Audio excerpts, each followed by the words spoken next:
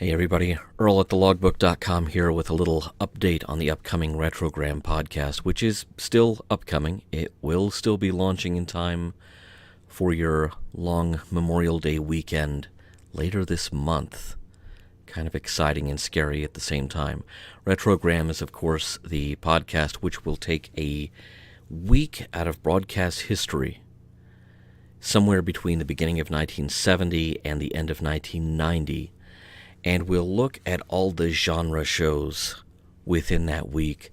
Science fiction, superhero shows, horror anthologies, anime, sci-fi cartoons, you name it. The point being that, there's sort of a general feeling that, wow, we have so much more of this stuff, so much more geeky TV on our screens now than we've ever had before. And to a certain extent, that's correct because we have more channels of distribution than we've ever had before. But one of the things that Retrogram is going to, kind of poke a pin in and deflate is the idea that, in our formative years, in my generation's formative years, this stuff just wasn't on TV. Oh, yes, it was. Now, sometimes to varying degrees of quality, I'll cop to that. But it was there. It was there. And we will be looking at it on a week-by-week basis, sometimes tying in with major historical events, what was on TV when this was happening. And sometimes just picking random dates for the heck of it, sometimes picking out a week because of the shows that were in it. Crazy idea there, I know. However, one thing about Retrogram is going to be different, despite the fact that I've put a lot of time into, obviously preparing graphical treatments to make Retrogram a TV show as well as a podcast. I'm actually going to step back from that a little bit, and it's just going to be a podcast.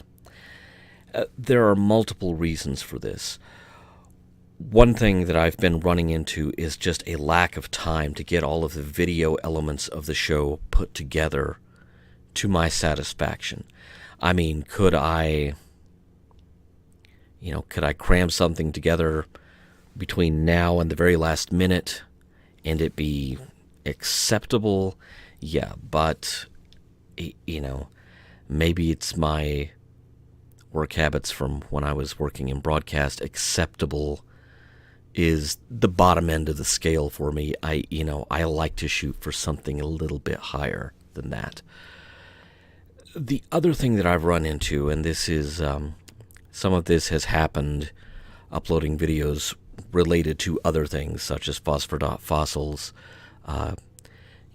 Those of you who are watching particularly closely might remember that I did 2 or 3 music videos for Kasatochi that just disappeared in the blink of an eye. And those of you who watch my personal Facebook account know that I have been experimenting with doing a live weather infographic for an area that is sorely lacking in media coverage, namely my hometown of Fort Smith, Arkansas. Now, one thing that all of these things have in common is that to varying degrees and for varying reasons, they have wound up with copyright strikes against them, especially on YouTube. But Facebook has also been a source of this. In fact, the weather stream that I'm talking about is just graphics. There's no sound. And yet 2 of my streams were taken down because Universal Music Group filed a copyright claim against Dead Silence.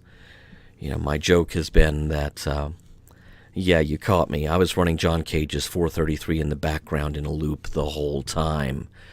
And I would have gotten away with it if not for you meddling kids. That stuff is really frustrating, and one thing that I am worried about with Retrogram is that I've been putting a lot of effort into stuff like, screwing around and doing treatments on footage and show opens and turning them into, into hexagons, basically. Instead of square pixels, they're hexagons. And that fits in with the hexagonal theme that I was building up for the show visually. But I was spending a lot of time on doing this. I bought a program specifically to process video into this hexagonal mosaic effect, and it finally hit me that I was spending a lot of time on the wrong things.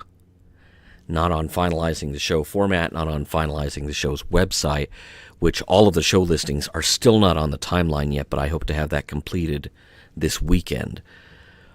But stuff that was tangential, at a tangent to the show itself, and something that would only benefit the people watching on YouTube. They would have absolutely no effect on people simply listening to the podcast. And, there's kind of a danger. I've built this set back here behind me that everyone, has commented on to one degree or another. And there's kind of a psychological trick that you start getting into, a trap that you get into, thinking, I've set all this up, I have to use it for everything. No, I don't. I would rather get the podcast up and running on time at a high level of quality and presentation as a podcast before worrying about the visual elements. Select Game was a podcast for more than 2 years before it became a podcast with a TV show attached to it, for lack of a better way to put it. And I think Retrogram, since it deals so heavily with other people's IP, it runs a risk of falling into, this concentric series of traps. How can I get around this, that, or the other? And, how can I get around the algorithms? And finally I realized, what? It just needs to be a podcast.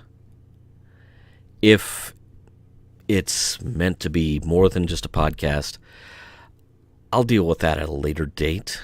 But for right now, let's just get it off the ground as a podcast. There are plenty of TV podcasts out there that do not do video. And I think really that's the wisest course of action. I am frustrated with having to file disputes on copyright claims over live news information feeds that have no audio at all. And, every time, I posted a few Kasatochi videos on YouTube, and YouTube took them down and said, no, that's close enough to jazz to be the real song. And I wasn't even trying to monetize or anything like that. I was just trying to put together a cool little video, show off the song, point people toward where they could get the songs, which have always been downloadable for free. And that, that was apparently crossing a line. Life's too short to spend all of it worrying about which line is being crossed now. So I think the safest thing to do is to launch Retrogram as a podcast. There will be visual elements, there will be downloadables that will be fun. And I'm not going to say more than that because, you're probably like, oh, but isn't that going to be a concern? No, it's not. This is, these are going to be kind of fun, and I think you'll like them. And for those of you who are Patreon supporters, if the week schedule has more shows that can be covered, there may be a, what's called a B show that covers everything that the main podcast didn't cover. And it'll usually be along some clear logical dividing line, such as the shows in the main podcast released to everyone were US shows. The shows in the B podcast were all UK shows. Or the shows in the A podcast were live action. The shows in the B podcast were animation. They were all Saturday morning cartoons. Stuff like that. And So there's going to be something for everybody. There's going to be something a little more for people who are helping to keep me afloat as I embark on yet another possibly ill-advised podcasting endeavor. You know, the one line that I am consistently searching for is nothing to do with copyright. It's I'm looking for the line of at what point am I doing too many podcasts all at the same time. So there's that little bit of news about Retrogram. The show will be going on, and it will be going on schedule. Unless something catastrophic happens between now and then. Knock on simulated wood. But I think perhaps with Retrogram, it's safer to keep it strictly as a podcast and not as a visual experience that may or may not be under siege from the word go, because some of those visuals may belong to other people, even though I think that I would be well within the fair use rules. If you run a YouTube channel of your own, if you do podcast of your own, if you've had to deal with takedown notices and C&Ds,